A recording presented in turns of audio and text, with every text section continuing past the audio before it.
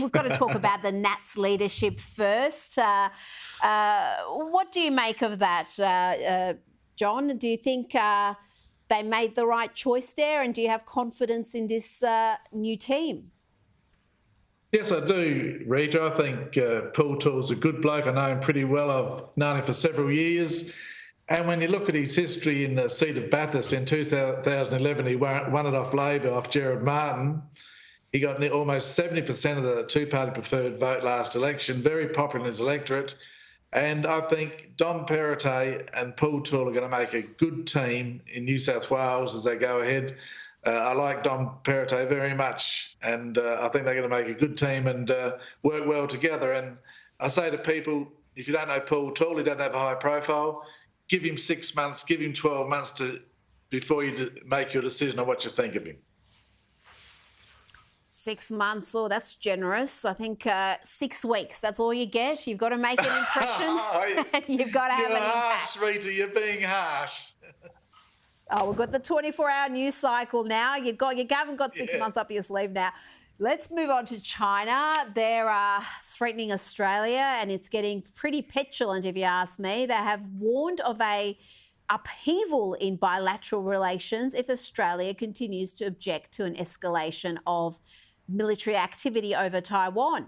The Global Times has said there would be no diplomatic solution if Australia were to challenge China's sovereignty over Taiwan.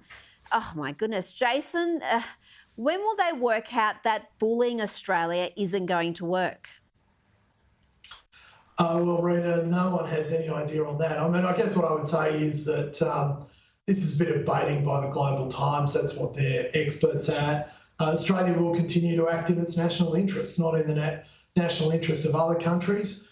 China wouldn't ever act in our national interests, and I don't think that they can really expect any other country to do that for them either. We'll keep standing up for ourselves and standing up for Australians. Yes, but John, you cannot discount the economic might of China, and they have successfully used economic coercion to get their way. We've stood up to them, but is there a limit to that? Rita, it is a worry, and I want to point out one thing about China. In 1990, China spent $5 billion on defence. This year they'll spend $180 billion on defence. They're building a big defence force. They have a big population. They're becoming very strong military, and they're using that strength, even whether it be trade strength. We rely a lot on China for our exports, of course, and imports of things that are made in China that come to Australia. I think Xi is a very dangerous man. I think he's being a bully. I'm very concerned about where he's going with Taiwan. We've seen what's happened with Hong Kong. And these are very concerning times. I hope he's simply calling bluff.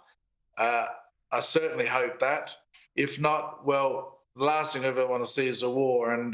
But I'm very concerned about his bulliness, the strength of China now, and the way he's using that power and that strength to force his way through Taiwan now.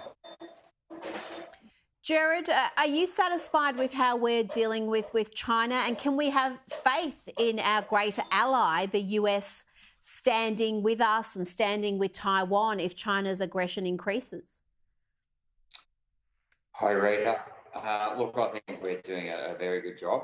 We're trying to apply diplomacy as much as possible. Obviously, there'll be strength in numbers, not just with our stronger allies such as the US and Japan, but also I think we need to work with Vietnam and Malaysia and Indonesia and the Philippines as well. I know those countries are close to Taiwan as well, and it's not in their interest to have an assertive China in the South China Sea. But obviously, look, there's strength in numbers when it comes to diplomacy, and I think that's, we're trying to, work with other countries in that region to try and achieve a diplomatic outcome, because as Bracken rightly points out, China is a very strong country military-wise.